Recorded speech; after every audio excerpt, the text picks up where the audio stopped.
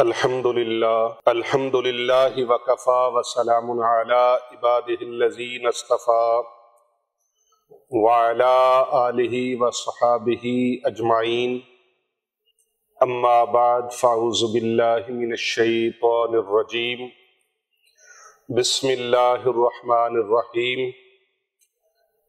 ان اللہ وملائکتہ یصلون علی النبی یا ایہا الذین آمنوا صلوا علیہ وسلموا تسلیما اللہم صلی علی محمد وعلی آل محمد۔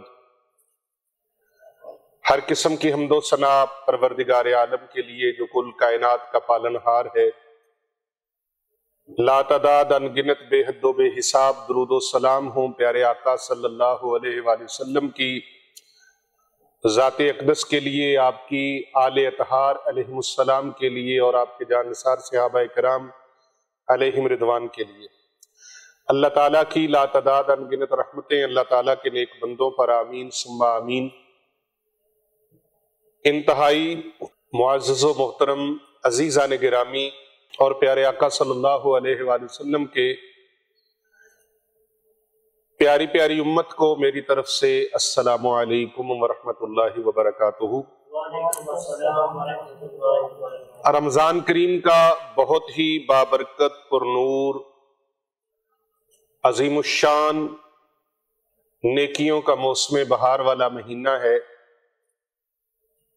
ایک ایک گھڑی، ایک ایک پل، ایک ایک ساتھ، ایک ایک لمحہ، ایک ایک منٹ اس کا بہت ہی قیمتی ہے۔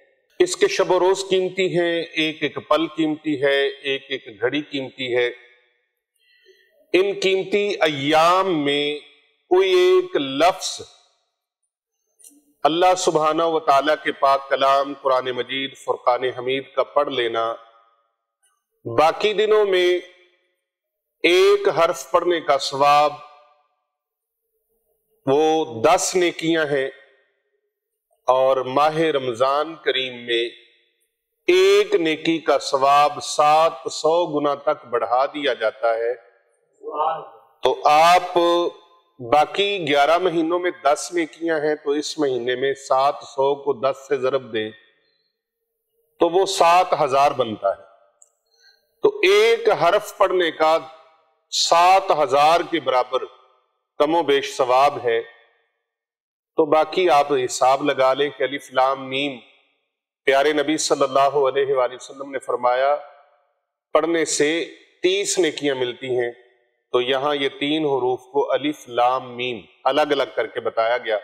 تو اب آپ دیکھیے کہ کتنی نیکیاں اللہ تبارک و تعالیٰ قرآن کریم کی تلاوت سے، اللہ تعالیٰ کے مبارک اسماء کے ذکر کرنے کی برکت سے اور دیگر اذکار کرنے کی برکت سے اللہ تعالیٰ کتنا ثواب عطا فرمائے گا۔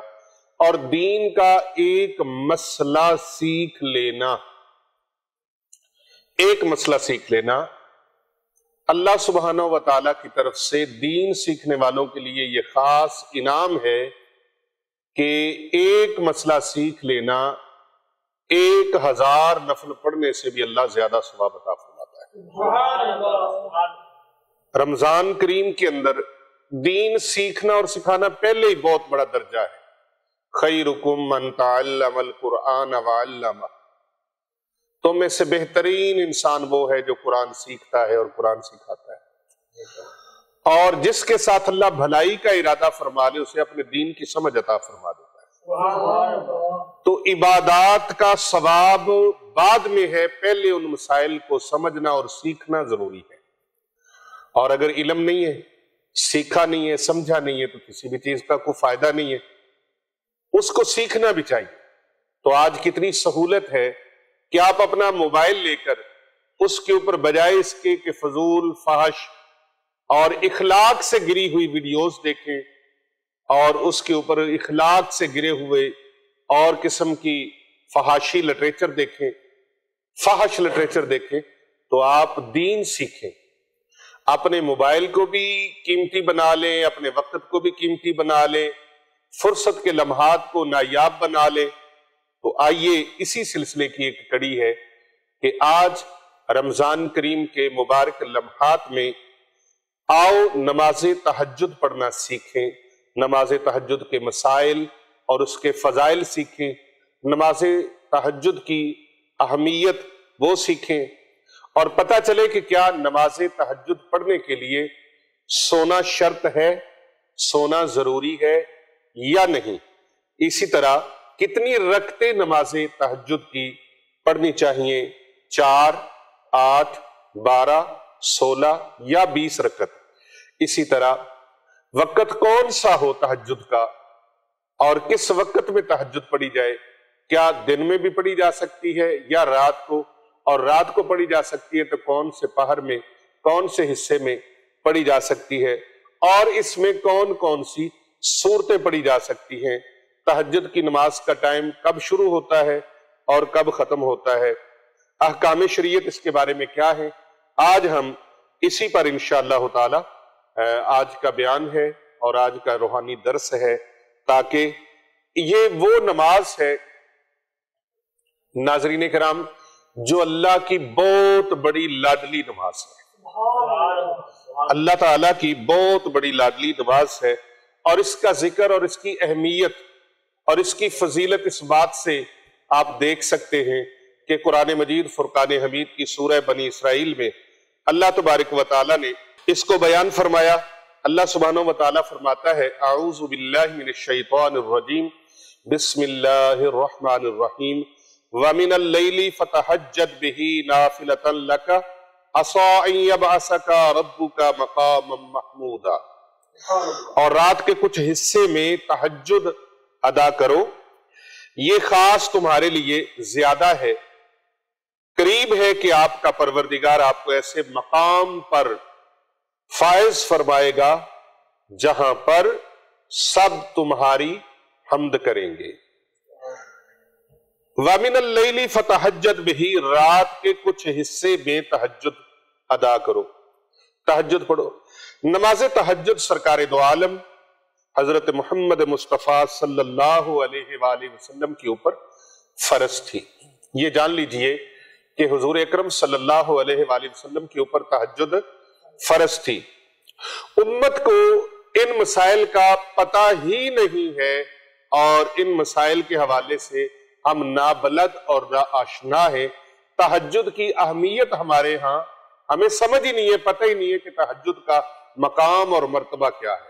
آپ دنیا جہاں کے وظیفے ایک طرف رکھ لیں، دنیا جہاں کی تسبیحات اور اذکار ایک طرف، میں کہتا ہوں تہجد کی فضیلت اور اس کا مقام اور اس کا مرتبہ یہ وراء الورا ہے، کیونکہ اس کا ذکر اللہ تبارک و تعالیٰ نے قرآن مجید فرقان حمید کے سورہ بنی اسرائیل میں فرما کر اس کی فضیلت کو اور اس کی اہمیت کو اللہ تبارک و تعالیٰ نے واضح فرما دیا، اور یہ نبی محترم صلی اللہ علیہ وآلہ وسلم کے اوپر یہ فرض تھی تہجد۔ اللہ اکبر۔ جمہور علماء کرام کا یہی قول ہے، جبکہ حضور اکرم صلی اللہ علیہ وآلہ وسلم کی امت کے لیے یہ نماز تہجد ایک سنت کا درجہ ہے، سنت ٹھہری۔ تفسیر خازن میں اس کو صاحب تفسیر خازن نے بیان کیا ہے، اور دیگر مفسرین کرام نے بھی اس پر گفتگو فرمائی ہے۔ اس آیت میں تہجد کا بطور خاص ذکر فرمایا گیا۔ اس مناسبت سے نماز تہجد کتنی اہم ہے اور کتنی فضیلت والی ہے، یہ آپ اندازہ کر سکتے ہیں کہ جس کا ذکر ہی اللہ نے قرآن مجید میں بیان فرما دیا، اور فرمایا پیارے حبیب صلی اللہ علیہ وآلہ وسلم رات کے کچھ حصے میں تہجد پڑھو، تہجد ادا کرو۔ تو پھر نبی رحمت صلی اللہ علیہ وآلہ وسلم کی بڑی لاڈلی، بڑی پیاری یہ نماز ہے۔ اتنی کسی نماز کی فضیلت بیان میں نہیں آئی۔ اوابین ہے، نماز اشراق ہے، نماز چاشت ہے، لیکن نماز تہجد کی فضیلت اللہ تبارک و تعالیٰ نے قرآن مجید میں بیان فرمائی، اور اس کے فضائل احادیث میں بھی وارد ہیں۔ میں اس سلسلے میں نماز تہجد کی فضیلت پر 5 حدیثیں آپ کے سامنے پیش کروں گا۔ حضور صلی اللہ علیہ وآلہ وسلم کی 5 احادیث مبارکہ، پنجتن پاک کے مبارک نسبت سے 5 احادیث آپ کے سامنے میں پیش کروں گا۔ حضرت ابو امامہ باہلی رضی اللہ تعالیٰ عنہ سے روایت ہے۔ یہ پہلی حدیث، کہ رسول اکرم صلی اللہ علیہ وآلہ وسلم نے ارشاد فرمایا رات میں قیام کو اپنے اوپر لازم کر لو، کیونکہ یہ اگلے نیک لوگوں کا طریقہ ہے اور تمہارے پروردگار کی طرف قربت کا ذریعہ ہے۔ رسول اکرم صلی اللہ علیہ وآلہ وسلم فرما رہے ہیں کہ اگلے نیک لوگوں کا یہ طریقہ ہے اور اللہ کے ساتھ قربت کا یہ ایک ذریعہ ہے، اور گناہوں کو مٹانے والی ہے اور گناہوں سے روکنے والی ہے۔ کیا؟ یہ نماز، یہ رات کا قیام، یہ گناہوں کو مٹانے والا ہے، گناہوں کو روکنے والا ہے، اور یہ تمہارے لیے پروردگار کی طرف قربت کا ایک اہم ذریعہ ہے۔ اسے ترمذی شریف کے اندر نقل کیا گیا۔ دوسری حدیث مبارکہ، اس میں راوی ہیں حضرت اسماء رضی اللہ تعالی عنہا۔ حضور اقدس صلی اللہ علیہ وآلہ وسلم نے ارشاد فرمایا قیامت کے روز لوگ ایک میدان میں جمع کیے جائیں گے، اس وقت پھر منادی ندا کرے گا، کہاں ہے وہ جن کی کروٹیں خواب گاہوں سے جدا ہوتی تھیں؟ وہ لوگ کدھر ہیں جو رات کو نیند قربان کر دیتے تھے، خواب گاہوں سے ان کی کروٹیں الگ ہو جاتی تھی، وہ لوگ کدھر ہیں؟ وہ لوگ کھڑے ہو جائیں گے اور تھوڑے ہوں گے یہ لوگ۔ پیارے آقا صلی اللہ علیہ وآلہ وسلم نے فرمایا لوگ تھوڑے ہوں گے، یہ جنت میں بغیر حساب کے اللہ پاک ان کو داخل فرما دے گا، بغیر حساب کے داخل ہو جائیں گے اور تھوڑے ہوں گے، اور ان لوگوں کے لیے حساب نہیں ہوگا، بغیر حساب کے جنت میں داخل، باقی لوگوں کے لیے حساب ہوگا۔ اور پھر تیسری حدیث پاک اس پہ سنیے، تہجد کی فضیلت اور رات کا قیام۔ حضرت عبداللہ بن عمرو رضی اللہ تعالی عنہما سے روایت ہے کہ رسول پاک صلی اللہ علیہ وآلہ وسلم نے ارشاد فرمایا جنت میں ایک بالا خانہ ہے، وہ باہر سے اندر کا نظر آتا ہے اور اندر سے باہر نظر آتا ہے، یعنی اتنا خوبصورت ہے کہ باہر سے آپ اسے اندر کو دیکھ سکتے ہیں اور اندر سے باہر دیکھ سکتے ہیں، اتنا عالی شان ہے۔ حضرت ابو مالک عشری رضی اللہ تعالی عنہ نے عرض کیا یا رسول اللہ صلی اللہ علیہ وسلم، فدا کا ابی و امی، سونیا ہمارے ماں باپ آپ پر قربان جائے، یہ کس کے لیے ہے بالا خانہ؟ جو جنت کے اندر بالا خانہ ہے، جنت تو ساری بڑی عالی شان ہے، ایک اینٹ سونے کی ہے، چاندی کی ہے، کستوری کا گارا ہے، اور جواہرات، ہیرے موتی، لال یاقوت مرجان کے فرش لگے ہوئے ہیں، اتنی عظیم الشان جنت ہے، دودھ اور شہد کی نہریں ہیں۔ یا رسول اللہ اس کے اندر بھی بالا خانہ، اور وہ بالا خانہ کن کے لیے ہے؟ اللہ اکبر۔ نبی مکرم نور مجسم شافع روز جزا حضرت محمد مصطفیٰ صلی اللہ علیہ وآلہ وسلم نے فرمایا اے میرے صحابی، یہ بالا خانہ ان لوگوں کے لیے ہے جو اچھی بات کرتے ہیں اور لوگوں کو کھانا کھلاتے ہیں اور راتوں کو قیام کرتے ہیں جب لوگ سو رہے ہوتے ہیں۔ جب لوگ سو رہے ہوں یہ راتوں کو قیام کرنے والوں کے لیے ہے، لوگوں کو کھانا کھلانے والوں کے لیے ہے اور اچھی بات کرنے والوں کے لیے ہے۔ اس پر تیسری حدیث مبارکہ آپ نے سماعت کی، اب چوتھی حدیث مبارکہ تہجد والوں کے لیے سنیے اور اپنے ایمان کو تازگی بخشیے۔ نبی رحمت صلی اللہ علیہ وآلہ وسلم کی یہ حدیث مبارکہ حضرت سیدنا ابو ہریرہ رضی اللہ تعالی عنہ سے مروی ہے۔ آپ روایت فرماتے ہیں کہ رسول اللہ صلی اللہ علیہ وآلہ وسلم نے فرمایا جو شخص رات میں بیدار ہوا اور اپنے اہل خانہ کو جگائے، رات کو بیدار ہو اور اپنے اہل خانہ کو جگائے، پھر دونوں دو رکعت پڑھے تو کثرت سے یاد کرنے والوں میں لکھے جائیں گے۔ اسی طرح پانچویں حدیث پاک سنیے، حضرت سیدنا ابو ہریرہ رضی اللہ تعالیٰ عنہ فرماتے ہیں میں نے عرض کی یا رسول اللہ صلی اللہ علیہ وآلہ وسلم، مجھے کوئی ایسا کام ارشاد فرمائے جسے میں اختیار کروں تو جنت میں داخل ہو جاؤں۔ یہ جنت کا سرٹیفکیٹ، جنت کی سند، جنت کا پروانہ ہے، کیا؟ رات کا قیام، تہجد۔ حضرت ابو ہریرہ رضی اللہ تعالی عنہ نے جب عرض کیا تو پیارے آقا صلی اللہ علیہ وآلہ وسلم نے ارشاد فرمایا اے ابو ہریرہ سلام کو عام کرو۔ آج کل بہت سارے فیشن والے لوگ ہو گئے، کسی کو سلام بھی نہیں بلاتے۔ سلام کو عام کرو، جو ملے السلام علیکم ورحمت اللہ وبرکاتہ۔ مسلمان بہن بھائیوں کو سلام کہا کرو، سلام سے بات کا آغاز کیا کرو اور سلام کو عام کرو۔ صحابہ اکرام علیہم رضوان آپس میں ایک دوسرے کو جب ملتے تو السلام علیکم ورحمت اللہ وبرکاتہ، اور یہاں تک کہ کوئی اس پلر سے ایسے ہو کے ادھر سے ملے پھر ہی ادھر سے اوپر سے ہو کے ایک دوسرے کو ملے تو پھر السلام علیکم ورحمت اللہ وبرکاتہ۔ اپنی نیکیوں میں اضافہ بھی کریں اور پیارے آقا صلی اللہ علیہ وآلہ وسلم کی شفاعت کے حقدار بھی بن جائیں۔ اور حضور اکرم صلی اللہ علیہ وآلہ وسلم نے فرمایا اے میرے ابو ہریرہ سلام کو عام کرو، کھانا کھلاؤ، رشتہ داروں سے نیک سلوک کرو، رات میں نماز پڑھو جب لوگ سو رہے ہوں، تو پھر تم سلامتی کے ساتھ جنت میں داخل ہو جاؤ گے۔ سلامتی کے ساتھ جنت میں داخل ہو جاؤ گے۔ یہ میں نے 5 حدیث مبارکہ آپ کی خدمت میں پیش کی۔ آپ نے 5 حدیث مبارکہ سننے کا شرف حاصل کر لیا ہے۔ رسول اکرم صلی اللہ علیہ وآلہ وسلم کا فرمانے علی شان میں نے سنا کر شرف حاصل کیا، آپ نے سن کر یہ مقام اور شرف حاصل کیا۔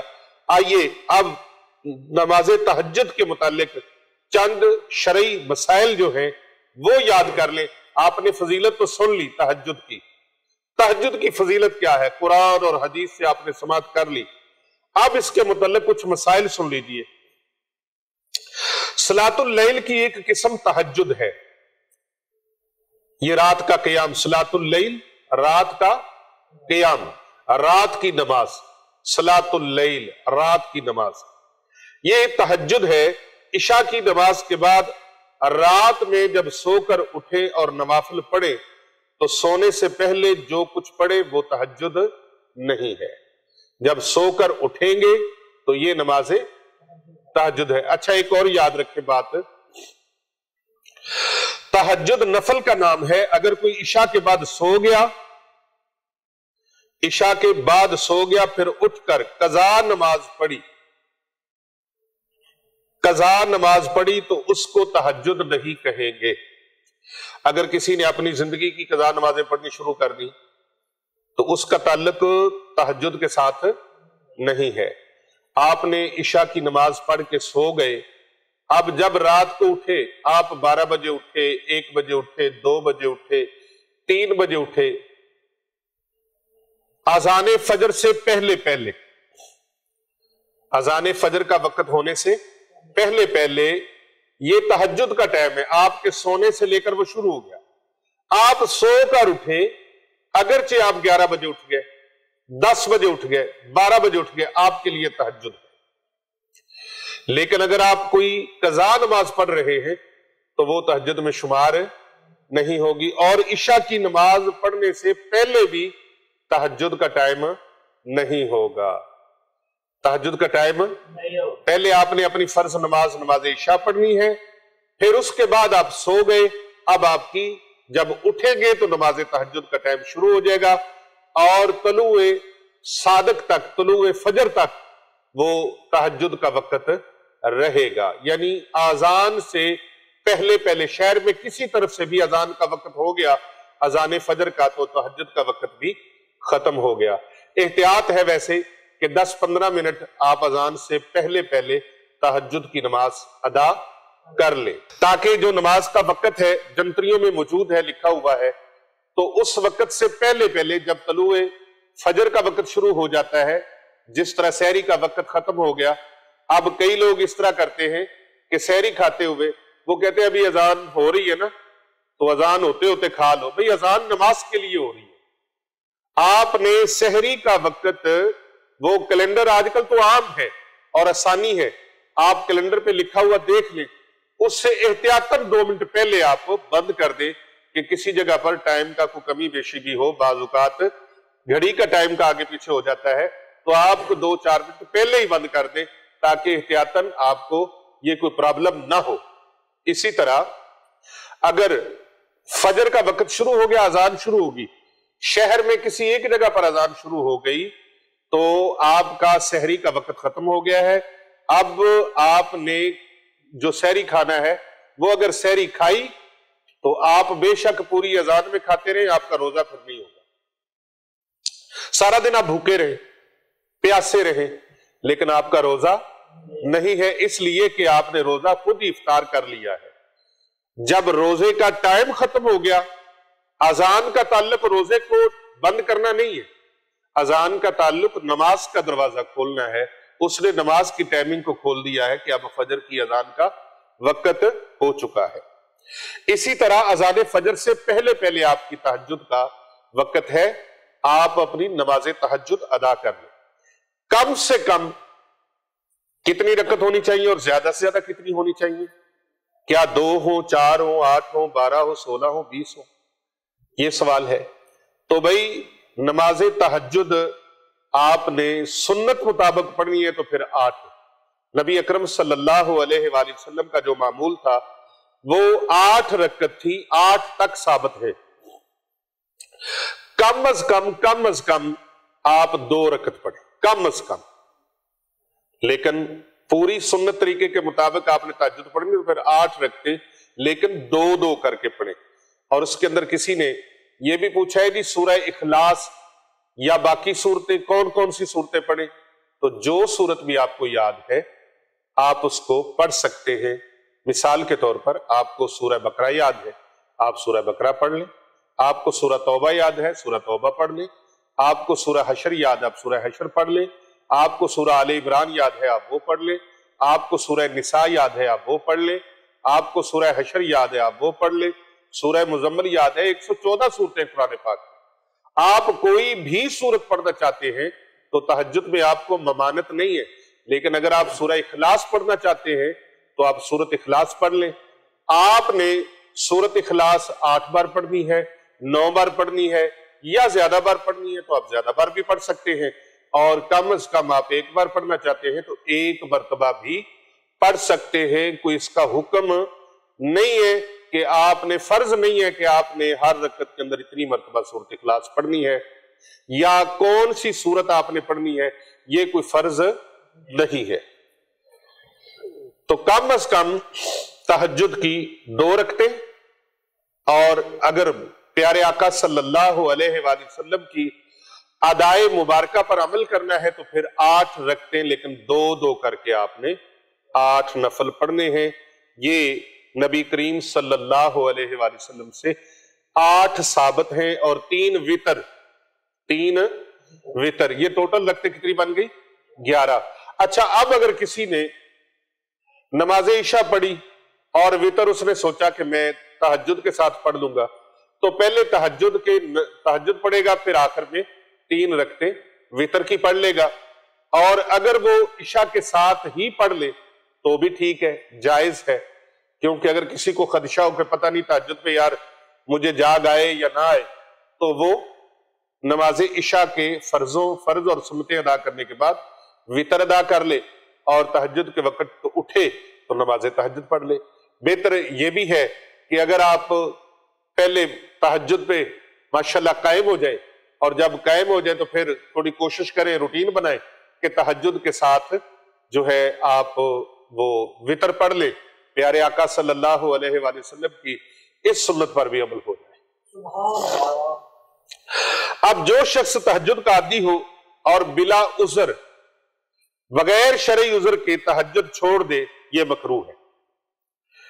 صحیح بخاری شریف کی حدیث مبارکہ ہے، حضور پر نور شافع یوم النشور حضرت محمد مصطفیٰ صلی اللہ علیہ وآلہ وسلم نے حضرت عبداللہ بن عمرو رضی اللہ تعالی عنہما سے ارشاد فرمایا، اے عبداللہ رضی اللہ تعالی عنہ، تو فلاں بندے کی طرح نہ ہو جانا کہ وہ راتوں کو اٹھا کرتا تھا پھر اس نے چھوڑ دیا. مثال دی نبی کریم صلی اللہ علیہ وآلہ وسلم. اللہ اکبر. عسیٰ ان یبعثک ربک مقاما محمودا، قریب ہے کہ آپ کا رب آپ کو ایسے مقام پر فائز فرمائے جہاں سب تمہاری حمد کریں. اللہ اکبر. مقام محمود کیا چیز ہے؟ نبی اکرم صلی اللہ علیہ وآلہ وسلم سے کسی نے عرض کیا کہ آیت میں مقام محمود کا جو ذکر ہے، اور مقام محمود مقام شفاعت ہے کہ اس میں اولین و آخرین حضور پر نور صلی اللہ علیہ وآلہ وسلم کی حمد کریں گے، جیسا کہ حضرت ابو ہریرہ رضی اللہ عنہ نے روایت کی کہ یا رسول اللہ مقام محمود کیا چیز ہے؟ میرے اور آپ کے پیارے آقا صلی اللہ علیہ وآلہ وسلم نے فرمایا مقام محمود مقام شفاعت ہے۔ اعلیٰ حضرت عظیم البرکت مجدد دین و ملت شاہ امام احمد رضا خان قادری کندھاری افغانی محدث بریلی رحمت اللہ تعالی علیہ، آپ نے فتاوی رضویہ شریف میں ایک مقام پر اس آیت اور مختلف کتابوں سے روایت کردہ آپ نے ایک بیان ذکر کیا ہے۔ فرماتے ہیں شفاعت کی حدیثیں جو ہیں خود متواتر و مشہور اور صحاح وغیرہ میں مروی اور مستور ہیں۔ اس دن آدم صفی اللہ سے حضرت عیسیٰ کلمت اللہ تک سب انبیاء نفسی نفسی فرمائیں گے۔ تمام مخلوق خدا حضرت سیدنا آدم صفی اللہ علیہ السلام کی خدمت میں حاضر ہوگی اور عرض کریں گے کہ آپ اللہ کے نائب ہیں، اللہ کے خلیفہ ہیں، اللہ نے آپ کو اپنے دست قدرت سے بنایا، آپ ابو البشر ہیں، تو آج اللہ بڑے جلال میں ہے، آپ ہماری رب سے سفارش کیجئے۔ تو آپ فرمائیں گے اذهبوا الى غیری، اللہ اکبر۔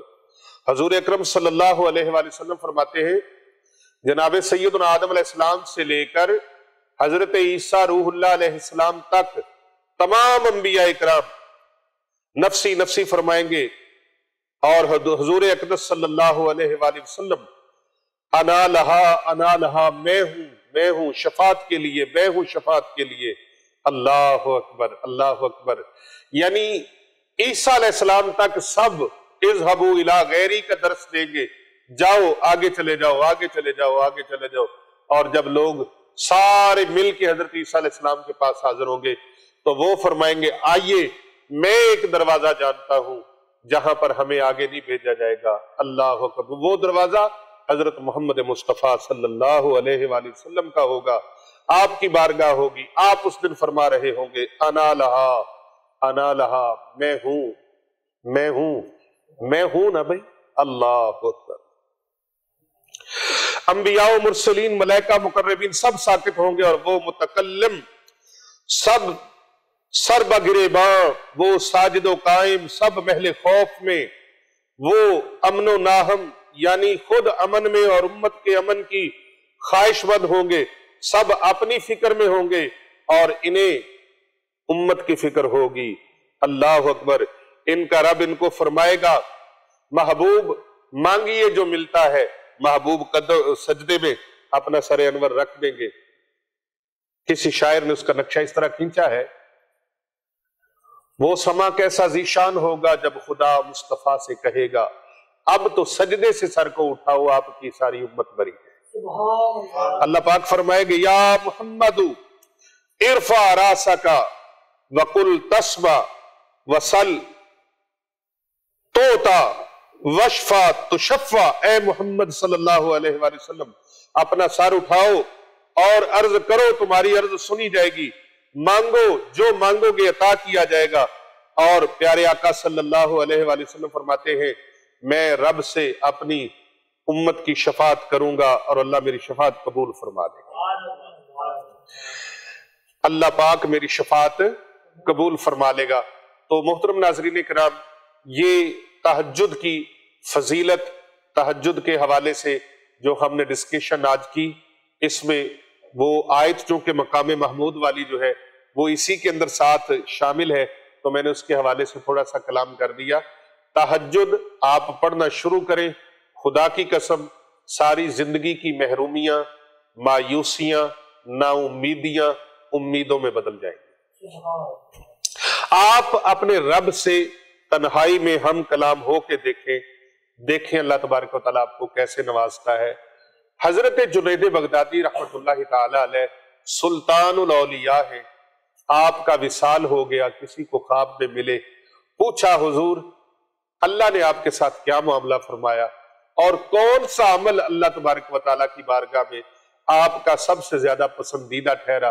حضرت سیدنا جنید بغدادی رحمت اللہ تعالی علیہ، جو حضرت داتا علی حجویری گنج بخش فیض عالم رحمت اللہ علیہ کے مرشدوں میں سے ہیں، آپ فرماتے ہیں اللہ اکبر، آپ نے خواب کے اندر فرمایا کہ اللہ تبارک و تعالیٰ نے میرے ساتھ بہت بہترین معاملہ فرمایا، لیکن بہت سے عمل تھے لیکن ان میں جو بہترین عمل قرار پایا اور جس کی برکت سے اللہ تعالیٰ نے مجھے بہت نوازا، وہ میری آدھی رات کی جو تہجد تھی، تہجد کی رکعتیں تھی، اس نے مجھے سب سے زیادہ فائدہ تھا۔ آئیے تہجد پڑھنا سیکھیں۔ اللہ اکبر، اللہ اکبر۔ یہ نماز بھی باقی نمازوں کی طرح ہے، لیکن دو دو کر کے آپ اس کو پڑھیں۔ کتنی کر کے؟ دو دو رکعتیں کر کے پڑھیں۔ اس میں آپ سورۃ اخلاص پڑھیں، سورۃ کوثر پڑھیں، سورہ فلق پڑھیں، سورۃ ناس پڑھیں، جو صورتیں بھی آپ پڑھنا چاہیں آپ پڑھ سکتے ہیں۔ کوئی اس کے لیے فرض نہیں ہے کہ آپ نے یہی صورتیں پڑھنی ہے، کوئی آپ کے لیے حکم نہیں ہے کہ آپ نے اتنی مرتبہ اتنی صورت کو پڑھنا ہے، آپ جتنا بھی چاہیں پڑھ سکتے ہیں۔ اور اگر اللہ نے توفیق دی ہے تو ہر آیت میں، فضیلت کے اعتبار سے بتا رہا ہوں، اگر ہر آیت میں، ہر رکعت میں آپ 3 مرتبہ سورۃ اخلاص پڑھ لیں سورہ فاتحہ کے بعد، تو ایک ایک قرآن پاک کا ثواب ہے۔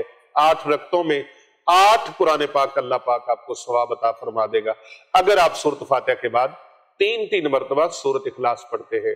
اور اگر آپ کو 6 مرتبہ پڑھتے ہیں تو پھر اور دگنا ثواب، اور اگر 9 مرتبہ پڑھتے ہیں تو اور دگنا ثواب، اور اگر آپ ایک مرتبہ پڑھتے ہیں تو آپ کو کم و بیش 3 قرآن پاک کا ثواب اللہ پاک عطا فرما دے گا۔ 8 رکھتے ہیں تو دو کر کے یہ 8 رکھتے پڑھنا اللہ کے پیارے نبی صلی اللہ علیہ وآلہ وسلم کی سنت ہے۔ یہی وہ نماز ہے جو آقا کریم صلی اللہ علیہ وآلہ وسلم کے لیے فرض کا درجہ قرار پائی اور امت کے لیے نبی رحمت صلی اللہ علیہ وآلہ وسلم کی سنت قرار پائی۔ آقا علیہ السلام کو اس سے بہت زیادہ محبت تھی تہجد کی نماز سے۔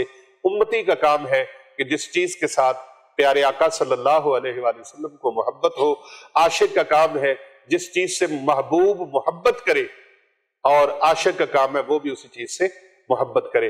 اور پھر یہ اللہ کی لاڈلی نماز ہے، اللہ تبارک و تعالیٰ کو اس سے بہت زیادہ پیار ہے۔ رب کا بندہ تہجد کے وقت جو رب تعالیٰ سے مانگتا ہے اللہ پاک اس کو عطا فرما دیتا ہے۔ فرشتوں کو اللہ فرماتا ہے دیکھو یہ میرا بندہ جانتا ہے نا کہ میرا اللہ ہی مجھے عطا فرمانے والا ہے۔ وہ تنہائی میں خلوت نشین ہو کر جب سب لوگوں کو نیند پیاری ہے، سب سو رہے ہیں اور یہ میری یاد میں جاگ رہا ہے اور میرے سامنے سر بسجود ہے، فرشتوں گواہ ہو جاؤ یہ جو مانگے گا وہی ان کو عطا کیا جائے گا۔ اس ویڈیو کو زیادہ سے زیادہ لوگوں تک بھیجیے، اور بھی کتنے لوگ ہیں جس مسئلے سے ناشنا ہے ان تک یہ پہنچ جائے۔ کر بھلا ہو بھلا ہوتا ہے، بھلے کا بھلا۔